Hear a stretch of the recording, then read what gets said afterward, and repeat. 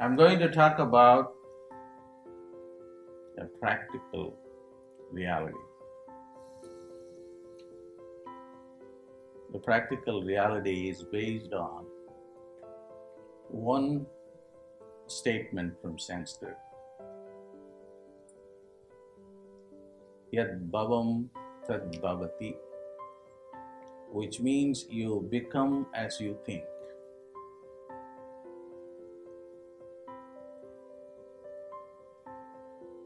You become as you think. Fundamentally, everyone has to change his or her thinking. There is no way that you can change anyone unless that person wants to change the way they think.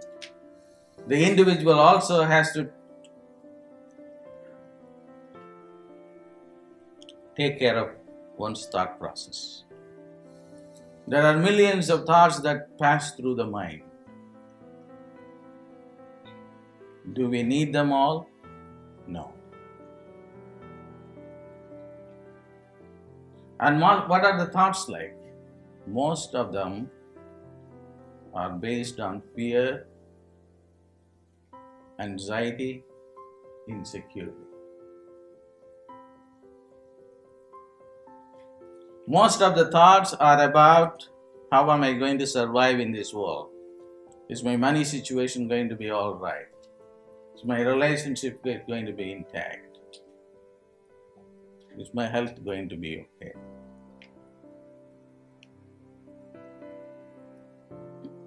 We are constantly being plagued by these thoughts. Do we have control over these thoughts? Superficially, you may say no. We do have.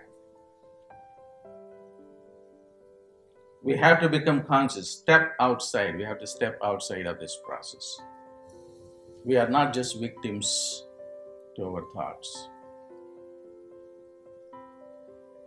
The Tibetan Buddhists have a very beautiful saying about this process.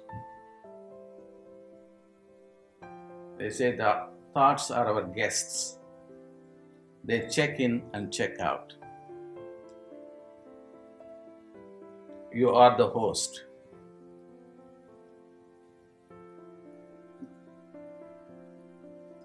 No thought will remain there forever. One thought will be replaced by another thought. I want to tell you the thought energy is a great capital that you have.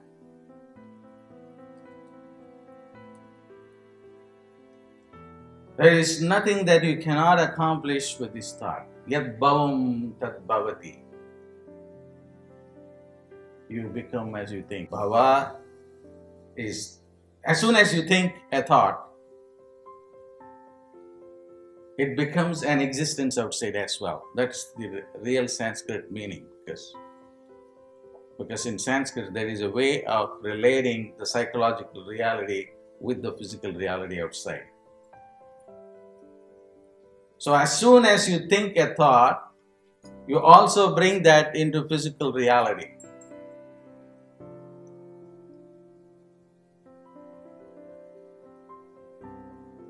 And this knowledge has a tremendous impact to manifest what you want to manifest. The yogic way of manifesting thing is thought manifestation. You think a thought and manifest the thought.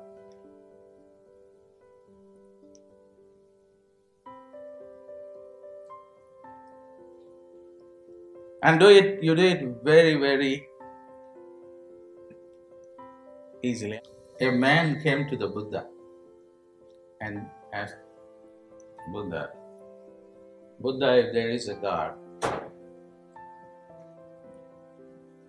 The Buddha said, of course there is. He said, thank you, Buddha, and left. Another man came and asked, Buddha, is there a God? Of course there is none. There is no God. Thank you, Buddha. And he left. A third man came and asked the Buddha, Buddha, is there a God? He said, I don't know. And he said, thank you, and left.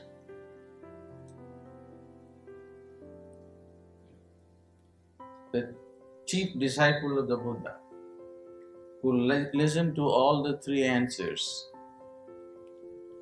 asked the Buddha, Buddha, you gave three different answers. Which one of them is true?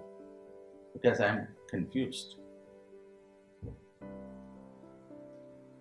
The Buddha said, all of them are true and none is true. He said that it is even more confusing. Then he said, the truth is that there is no truth.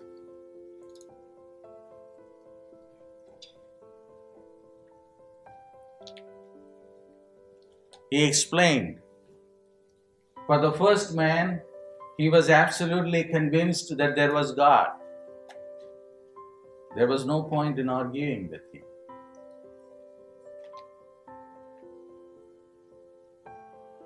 The second man was absolutely convinced that there was no God. And there is no point in arguing with him either.